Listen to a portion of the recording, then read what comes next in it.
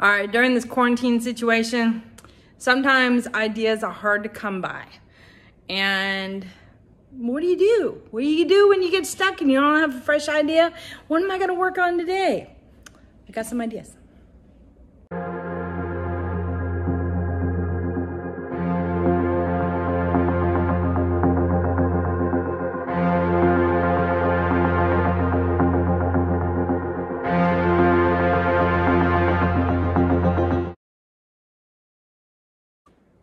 Howdy, howdy, y'all. This is Clara Lawrence, and today we're going to talk about ideas, especially with artist blocks. Sometimes ideas are hard to come by, especially under stress, like this whole quarantine business. It's crazy.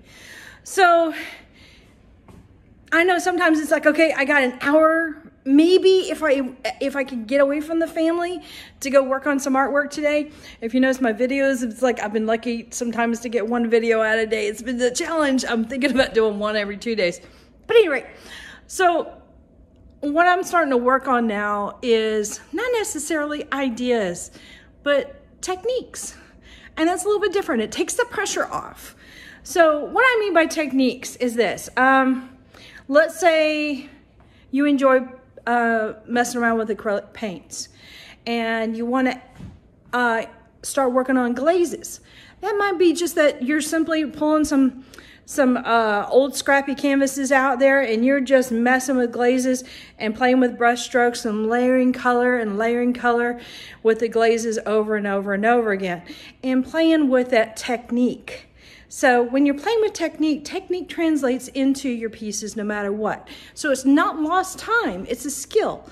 It's like practicing calligraphy. You work on, say, like 100 A's, 100 B's. You're working on that brush stroke and you're creating muscle memory. Muscle memory, it's memory. It stays with you. So invest in yourself a little bit. So you don't have to have that perfect piece. And that's okay. Just play with the techniques. You've seen my pieces. You know, I mess around with a whole bunch of mediums. In fact, I have a little bit of a medium issue. I've kept myself way away from welding because I know I would have too much fun with welding, and well, that's just big equipment and big stuff. And I'm already taking up a whole lot of space anyways it is, so, okay. Anyway, got off a tangent. So with playing with different mediums, every medium has its variables. How far can you push it this direction or that direction? What applications do you use it with? Do you paint with it? Do you apply it with an airbrush? Do you apply it? You see where I'm getting at. There's different ways to work with it. Going back to acrylic paints again.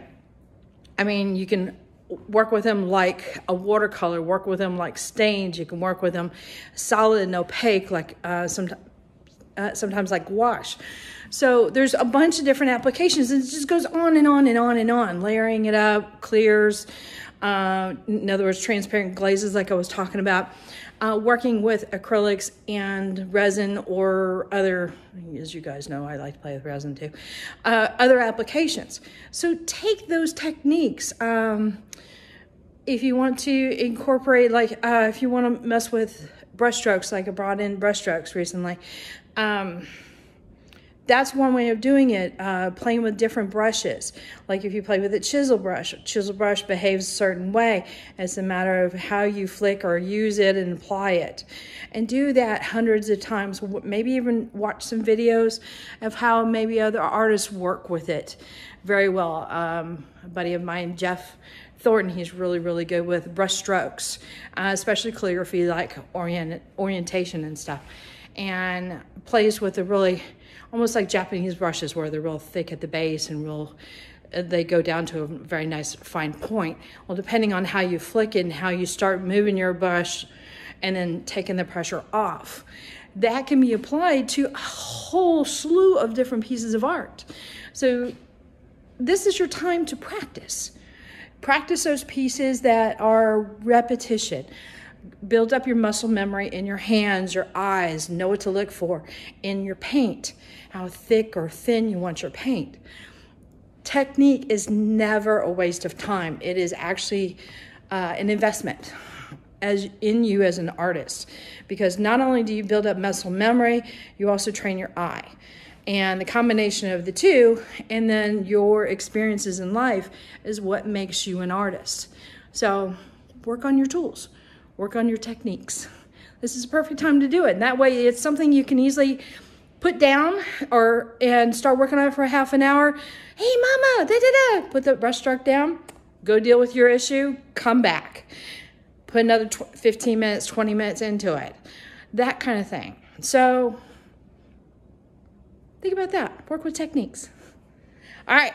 Hit that like button, hit that subscribe button, but definitely hit the bell to get notified next time I put a video up.